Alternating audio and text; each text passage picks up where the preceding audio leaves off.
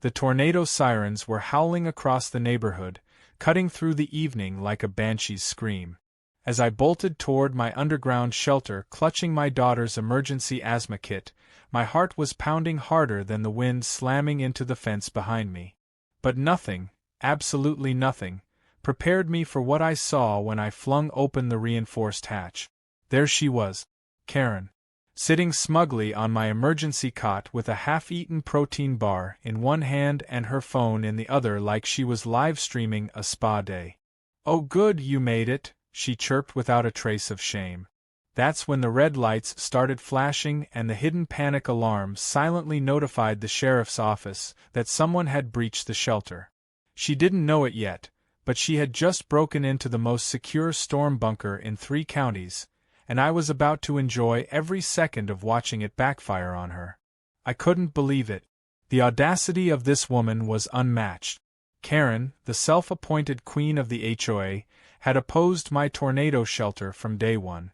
She claimed it was an aesthetic violation, a neighborhood eyesore, and my personal favorite, a threat to the community's mental well-being. All that because I didn't build it exactly 12 inches underground like the HOA guidelines demanded. Never mind that I got a waiver signed by the zoning commission. Never mind that the back edge of my yard technically dipped into an unincorporated sliver of land where the HOA held no jurisdiction. Karen had still waged war.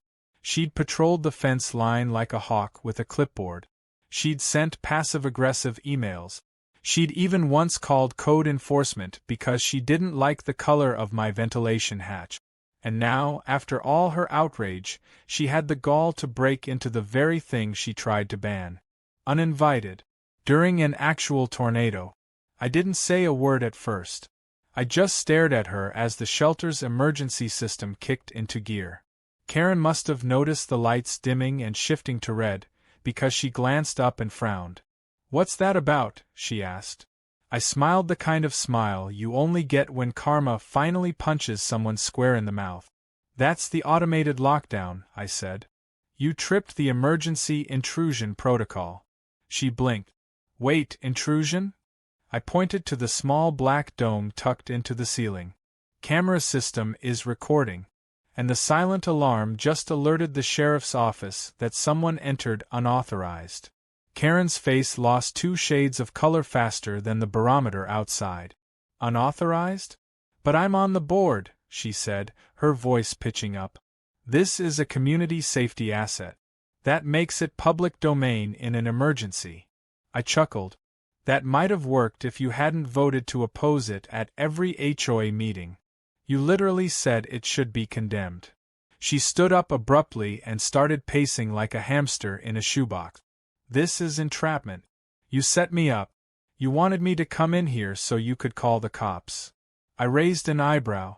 "You picked the lock, Karen. I have you on camera. You brought your own crowbar, for heaven's sake." She suddenly held up the protein bar wrapper. "This is expired," she snapped. "That's a health hazard. It's 5 days old and it's vacuum sealed." "You'll be fine," I said. "Unless you decide to sue me for emotional trauma caused by granola." A low rumble above made both of us freeze. The storm was nearly overhead. My wife and daughter were on their way too. I'd told them to take the long way around because of debris. That meant I was stuck down here with Karen for at least another 30 minutes. The shelter was plenty roomy for a small family, but felt suffocating with her energy bouncing off the concrete walls like static. Karen started pacing again, mumbling to herself, occasionally stopping to critique the insulation or the placement of the medical kits. "Why don't you have lavender-scented wipes?" she asked at one point. "Why is the lighting so red? This isn't comforting. If you expect people to survive in here, it should be pleasant." "It's red because it's emergency lighting, Karen," I said slowly, trying not to roll my eyes so hard I saw my own past decisions. "It conserves power and maintains night vision. This is a survival bunker, not a candlelit brunch venue." She scoffed. "Maybe if you'd invited me to help design it, we wouldn't be in this situation." I nearly burst out laughing. Karen, the only reason you're in this situation is because you decided your HOA title gives you the right to break and enter. The wind howled louder outside, rattling the hatch like an angry beast. Karen suddenly looked up, wide-eyed. Wait, do we have oxygen down here? What if it runs out? She asked. Are there carbon filters? I don't want to suffocate next to a canned bean shelf. I walked to the control panel and flipped on the external monitor. We're fine. Ventilation's solar and battery powered, and those canned beans could keep a family of 4 alive for a month. Not that you'd know. You wanted this thing shut down. The red glow pulsed softly as another vibration rocked the shelter. Dust fell from a crack in the upper corner, not from the shelter itself, but from a landscaping flaw Karen once tried to find me over. The irony wasn't lost on either of us. When the tornado finally passed, and silence settled like a thick blanket, Karen sat on the floor in a daze. I opened the upper hatch manually, letting in a breeze heavy with post-storm humidity. We should go up, I said. Sheriff's probably here by now. Wait, she said, grabbing my arm. You're not really pressing charges, are you? I don't have to, I replied. The shelter did that for me. When we climbed out, the street looked like a war zone. Fences down, trees snapped, lawn chairs scattered like confetti. But there, parked neatly beside my mailbox, was a patrol car with its lights spinning lazily. 2 officers leaned against it, waiting. One of them was Deputy Lorna, who I knew from the Community Preparedness Committee. Her eyes narrowed as she saw Karen crawl out of my shelter behind me. We got a report of forced entry and emergency system breach, she said. Your bunker sent us video footage. Karen straightened her shoulders and flipped her hair like she was posing for a political ad. There's been a misunderstanding. I was just ensuring the safety of the community. I didn't even have to open my mouth. Lorna held up a tablet and tapped play. The video showed Karen jiggling the hatch, then pulling a crowbar from her oversized purse. She jammed it into the seam and pried the door open before clambering inside and muttering something about beating the rush. Karen went pale. That's doctored. This is clearly edited. Lorna didn't blink. The footage came straight from the tamper-proof shelter feed. We also have logs of the panic alarm. You're lucky you didn't trip the flood suppression failsafe. You'd be covered in ink right now. Karen gasped. Ink? It's non-toxic and biodegradable, I said. But not flattering.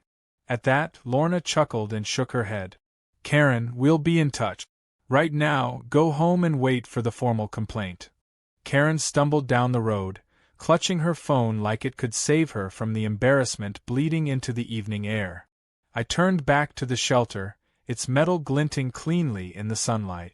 My daughter ran up with my wife close behind. I scooped her up, grateful. Did you see her face? My wife whispered. I saw it on the camera, I said.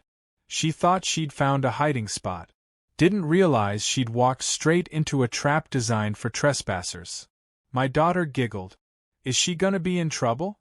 I smiled. Sweetie, she broke into a storm shelter and set off a panic alarm. She's not just in trouble. She's about to meet karma with a clipboard. And somewhere down the street, Karen sneezed, possibly from stress or maybe just from all that granola. Karen may have lost the storm battle, but she certainly wasn't done trying to win the war. A week after the tornado and her very public meltdown, things should have been settling down. But instead of accepting defeat or quietly fading into the background like any reasonable person might, she doubled down. I woke up to another letter from the HOA, this time citing me for failure to provide equal access to emergency resources during a declared weather event. According to this absurd document, I had willfully denied community members safe shelter and violated a vague clause buried deep in the HOA rules about shared amenities during crisis scenarios. They were now threatening to suspend my HOA voting privileges and fine me $200 a day until I removed the shelter or made it publicly accessible. It would have been hilarious if it wasn't so unbelievably spiteful. My cousin Luke was sitting at my kitchen table when I showed him the letter. He didn't even blink before saying, "Perfect. This strengthens the retaliation angle. She's making this personal, and it's a textbook abuse of power." He began drafting a formal countersuit that afternoon. The HOA had no legal right to demand public access to private property, especially not one built with personal funds on land partially outside their jurisdiction. The fact that they were citing a clause Karen had probably written herself made the case even more blatant.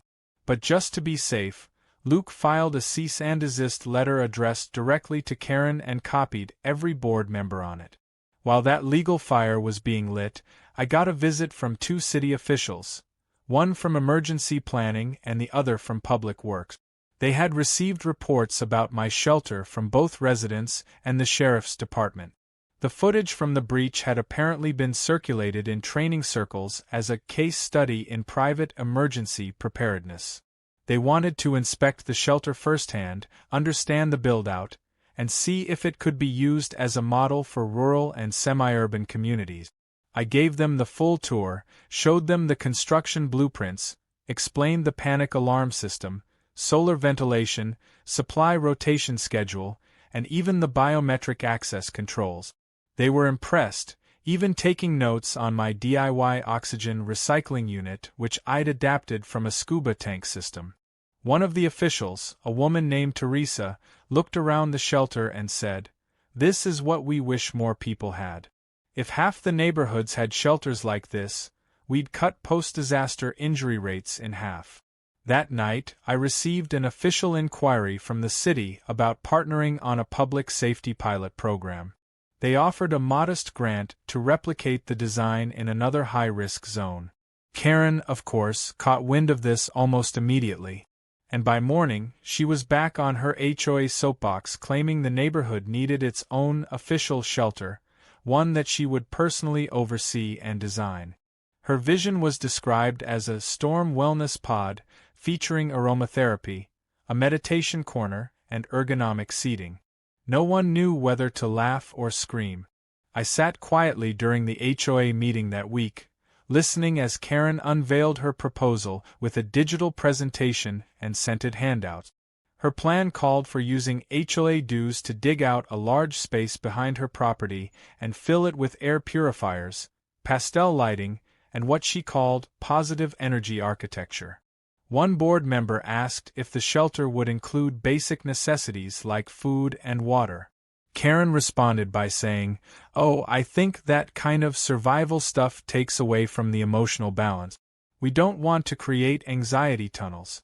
We want peace chambers." Another board member raised a hand and asked, "So if there's a tornado, you're suggesting we wait it out next to an essential oil diffuser?" I could barely keep a straight face. The plan was voted down unanimously. But Karen didn't take the loss well. That same night, she posted a public letter on the neighborhood message board accusing the board of stifling innovation and blaming me for undermining efforts toward community cohesion. She called my shelter a fortress of division and accused me of seeking individual safety at the expense of collective healing. The comment thread below it was a goldmine of sarcastic responses. "I'll take a bunker over a lavender candle when the roof's flying off, thanks. Can the healing chamber survive 150 miles per hour winds or just bad vibes?" The next few days were relatively quiet, until I got a knock on my door from a contractor. He held a clipboard and asked if I was the owner of the tornado shelter. When I said yes, he handed me a work order signed by none other than Karen. She had submitted a construction request on my behalf to upgrade the shelter for public compliance, and claimed I'd approved it. The contractor was confused because the signature looked odd and the address on the paperwork was partially scratched out. I told him not to take another step onto the property and immediately called Luke. We pulled the documents from the city's online portal and confirmed the submission had been tampered with. Karen had forged my name. Luke's expression darkened as he printed the documents and added them to our growing legal folder. Now we're looking at forgery, fraud, and impersonation. If she doesn't back off, She's going to be facing actual jail time. He filed a criminal complaint the same afternoon. By then, the local news had picked up the story again. They had originally aired Karen's shelter interview after the storm, but now they were following up on her charges and the forged documents. When asked for a statement, Karen told reporters that she was being targeted by people who fear change, and that visionaries are always punished for thinking ahead. The reporter dryly followed that up by showing the surveillance footage again, now spliced with clips from the fake work order. The irony was unbearable. One of the most satisfying moments came later that week when my daughter brought home a drawing from school. It was a crayon sketch of our family standing in front of the shelter with the words, "Thank you, Dad, for keeping us safe," written at the top. It nearly made me cry. I'd built the shelter to protect them, never imagining it would turn into a community firestorm. But seeing that picture reminded me why I'd done it in the first place. Karen could launch 1,000 fake fines, but she couldn't change that truth. Despite her antics, people were beginning to see the difference between leadership and control. A group of neighbors approached me with an idea: to form a new community safety committee, one that worked outside of the HOA's drama. They wanted me to lead it. I was hesitant at first, but their reasoning was sound. If Karen could twist emergency preparedness into a political tool, then we needed something real to counter it. I agreed, and within a few days we had 12 volunteers and a draft charter. We planned workshops on disaster readiness, fire drills, shelter building, and CPR. The city even offered to send guest speakers. One father of 3 got choked up when he said, "We were just a few blocks away when the tornado hit. If ours had been stronger, we'd have been knocking on your door." His words stayed with me.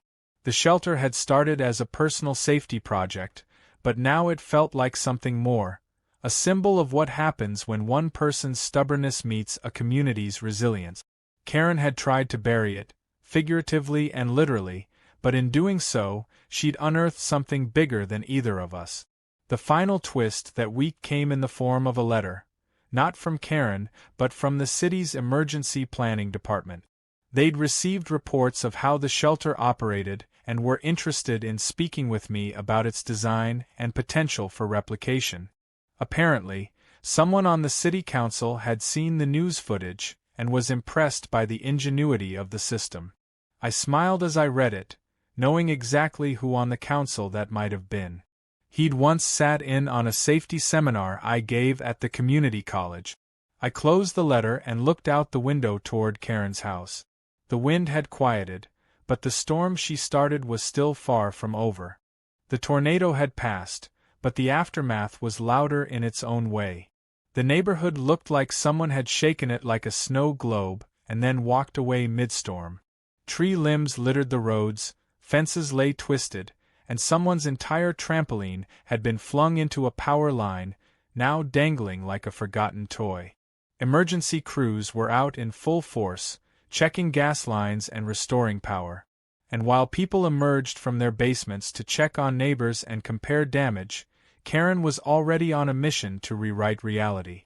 By the time I finished a check of my property and ensured the structural integrity of the shelter was still solid, I found her standing in front of a local news van, giving an interview. I stopped in my tracks, soaked in sweat and disbelief.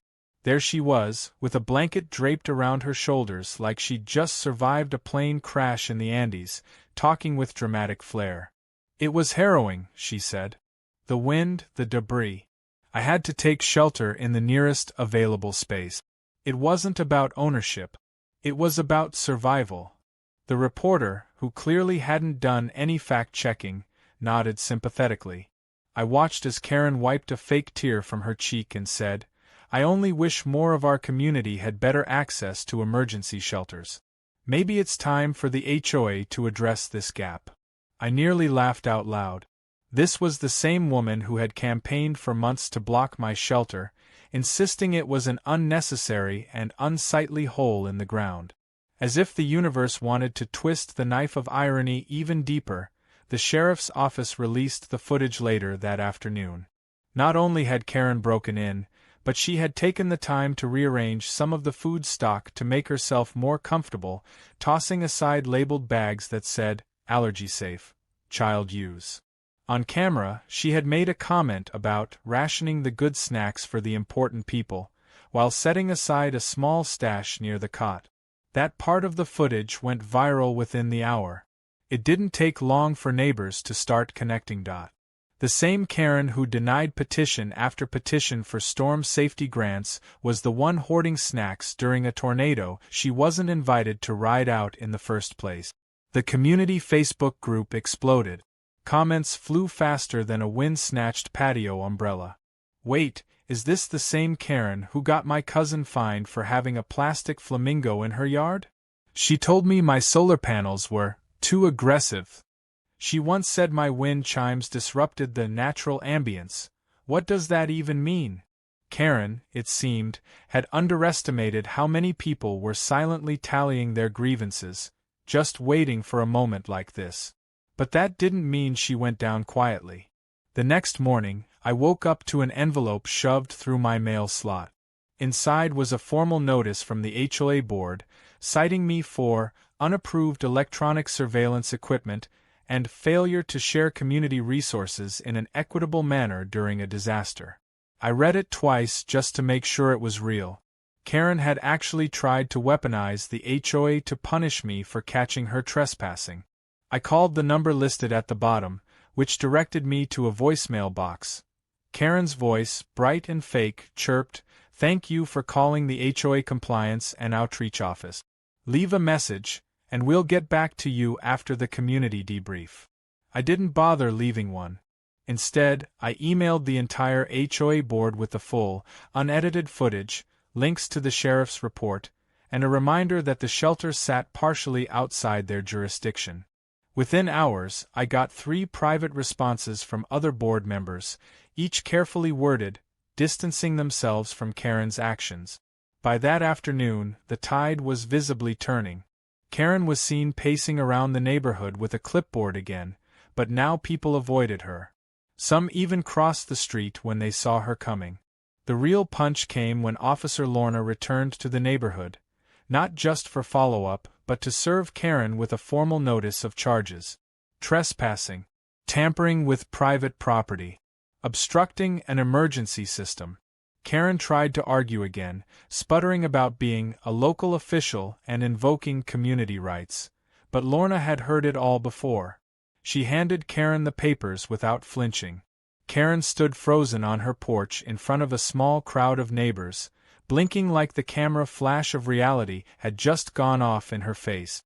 Later that week, the HOA tried to hold a meeting. Karen opened it by praising her own bravery, followed by a proposal to create a new community shelter using HOA funds, conveniently located next to her property. That move did not go over well. Residents grilled her with questions about transparency, construction plans, and why she hadn't supported safety efforts until it personally benefited her. Her composure cracked when someone asked if she intended to stock the shelter with her favorite snacks and a phone charger for live interviews. One woman even handed Karen a gag gift, a keychain shaped like a crowbar, just in case she needed help getting into things that weren't hers. At that point, Karen snapped. She screamed that she'd been harassed, set up, and victimized by small-minded people who can't appreciate leadership. She then tried to adjourn the meeting herself, but the board overruled her, formally voting to investigate her actions and put her on administrative leave pending the outcome. She stormed out, slamming the door so hard it knocked over the microphone stand. I sat in the back row, arms crossed, not even needing to speak. Karen was burning her own bridges faster than I ever could have planned. A few days later, I got an unexpected visit.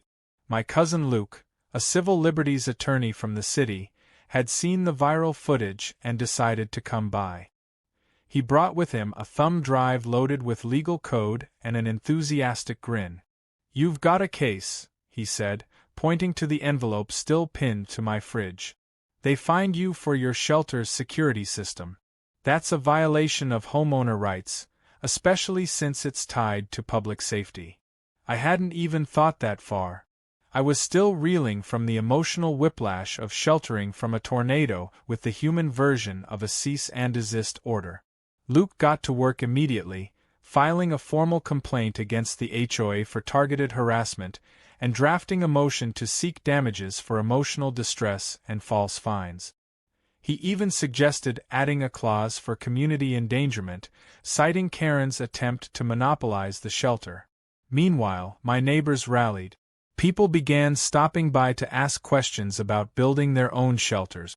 I hosted a small tour, walking families through the safety systems. I explained the biometric locks, the emergency water filtration, the reinforced steel frame. They were amazed. Several admitted they'd believed Karen when she said it was excessive. Now they thanked me for pushing through. Karen, naturally, tried to ban the committee from meeting in the community center, claiming it was not officially sanctioned. But the center director sided with us, citing the city's encouragement of citizen-led preparedness efforts. We held our first meeting there the next week. Over 30 people showed up. Karen sat outside in her car the entire time, glaring through the window. It was then I realized the tides had fully turned. She hadn't just lost control of the HOA. She'd lost the neighborhood's respect. The war wasn't over, but for the first time since the storm, it felt like we had the upper hand. I wasn't just defending my shelter anymore. I was protecting the community from something far more dangerous than a tornado. I was protecting them from the storm of ego, manipulation, and entitled power that had hidden behind the HOA's rules for far too long. And I wasn't backing down. Karen's decline wasn't loud at first. It started with whispers, a few sideways glances during her morning jogs, and a notable absence of her signature clipboard at HOA meetings. 4 years she had been the center of every neighborhood dispute, the judge and jury of fence heights, mailbox colors, and seasonal wreath acceptability. But after the forged work order scandal and the growing support behind the Community Safety Committee, it was clear her influence had cracked. I didn't have to campaign against her or speak ill of her in public. She did all the damage herself, one petty tantrum at a time.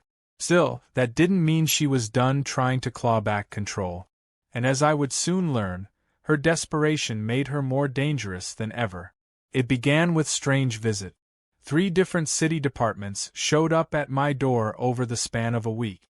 First, someone from Animal Control said they'd received a tip that I was illegally sheltering livestock in my storm bunker. When I led the confused officer into the shelter to prove there were no cows or chickens hiding in my emergency supply closet, he laughed and apologized, promising to note the absurdity in his report. 2 days later, a zoning inspector dropped by, saying someone claimed I was constructing an unauthorized secondary dwelling underground. Again, he left shaking his head. The final visit was from a food safety inspector, who said he'd received an anonymous complaint that I was distributing expired rations to the public. At that point, I didn't even pretend to be surprised. Karen was throwing darts in the dark, hoping something would stick. But the more she tried to weaponize the system, the more she exposed herself. The city officials began talking to each other, cross-referencing the complaints and noticing the pattern. Most of the calls were placed from the same blocked number. Eventually, a clerk traced them to a prepaid burner phone purchased under an alias, but surveillance footage from the store showed Karen clearly at the checkout counter, wearing one of her signature sun hats. Luke submitted the evidence to the authorities, and a restraining order was filed within days. Karen was now legally barred from stepping foot on my property or attempting any further false report. At the same time, the recall petition we'd quietly circulated behind the scenes was gaining momentum. It started as a whisper campaign, a few people signing here and there, usually after some reminder of her past behavior bubbled up. Like the time she fined a veteran for flying a flag on a holiday or berated a young couple for leaving their Halloween decorations up one day too long. But after the shelter incident and her public unraveling, signatures multiplied. One by one, even her former allies began to distance themselves. They couldn't justify standing beside someone whose leadership style included trespassing, forgery, and emotional blackmail dressed up as community concern. Then came the HOA emergency meeting, called by the board to address ongoing public trust issues. The community center was packed. Neighbors who hadn't attended a meeting in years now showed up early, arms folded, ready to witness whatever drama might unfold. Karen sat at the front table, clutching a printed statement. Her usual flair was missing.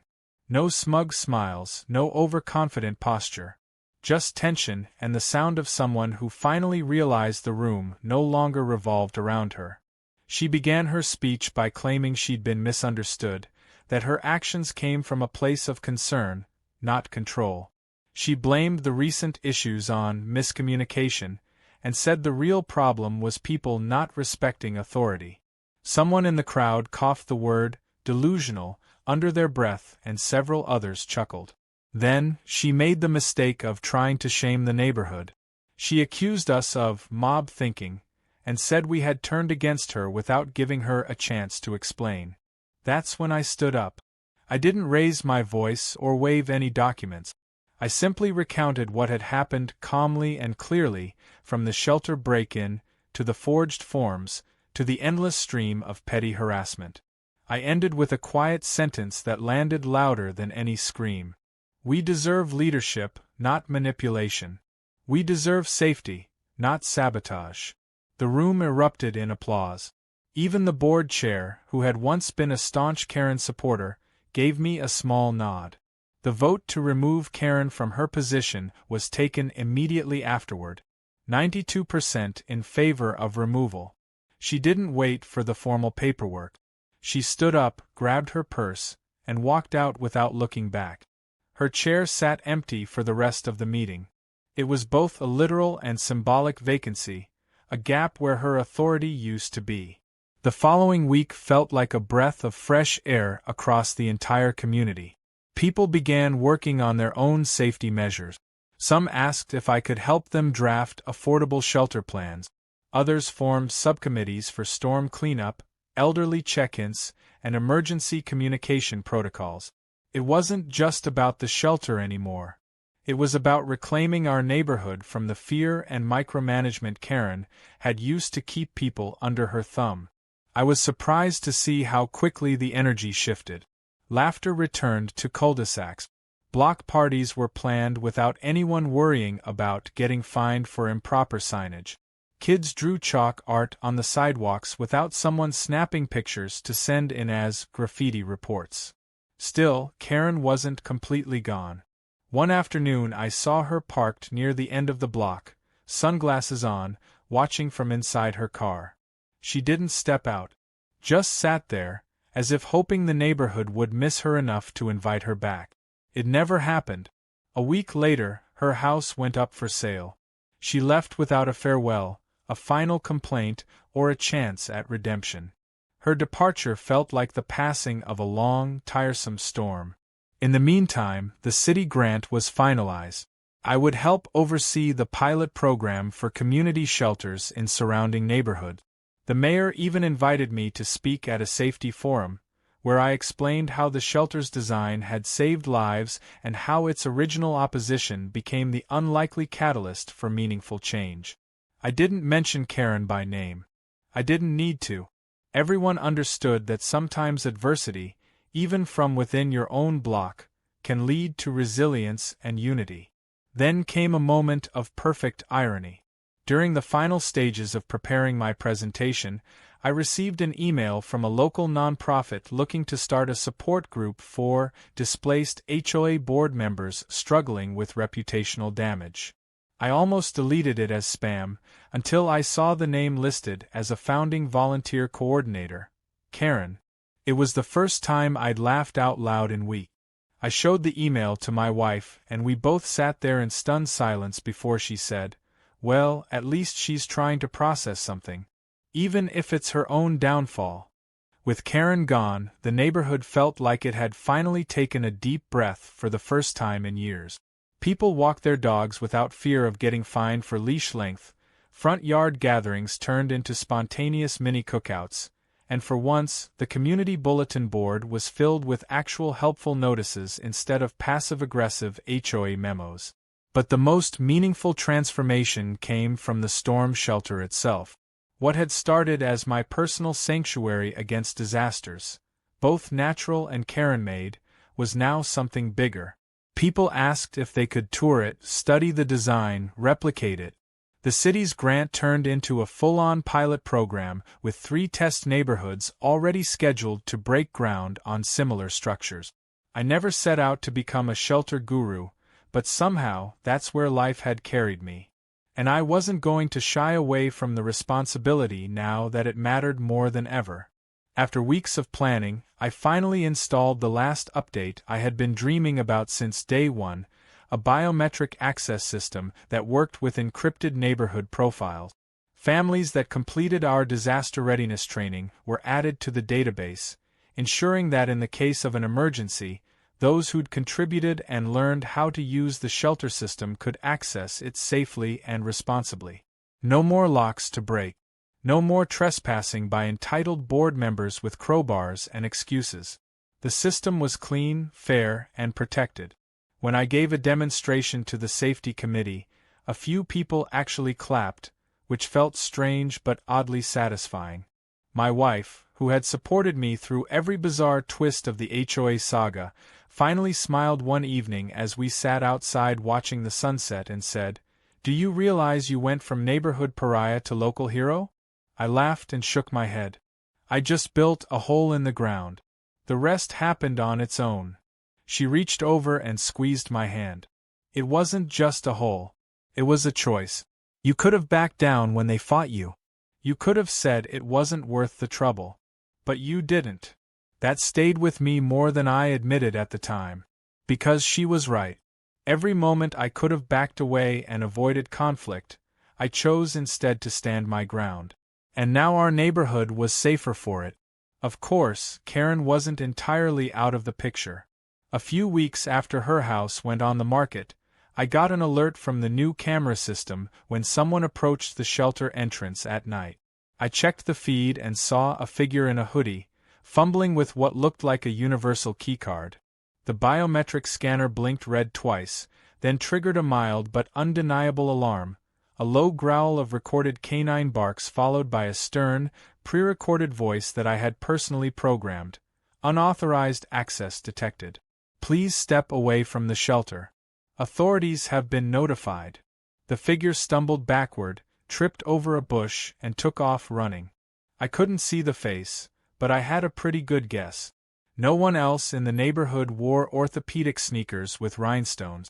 I filed a report anyway, and local police added the incident to her already extensive file.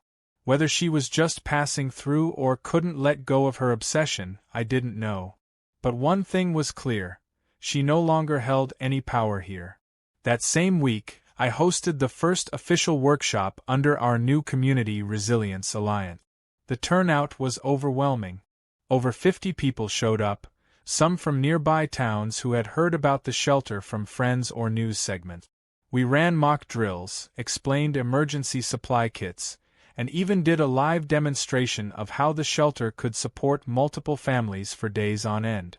Kids got to try out the radio communication gear, parents asked smart questions, and one elderly woman broke down in tears thanking us for helping her feel safe again. It hit me then just how deeply Karen's reign of fear had affected people.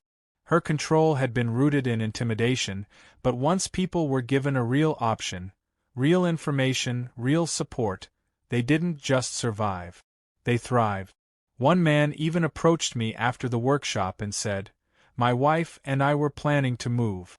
She was terrified of another storm season and how little help we had. But now, we're staying. Because of this."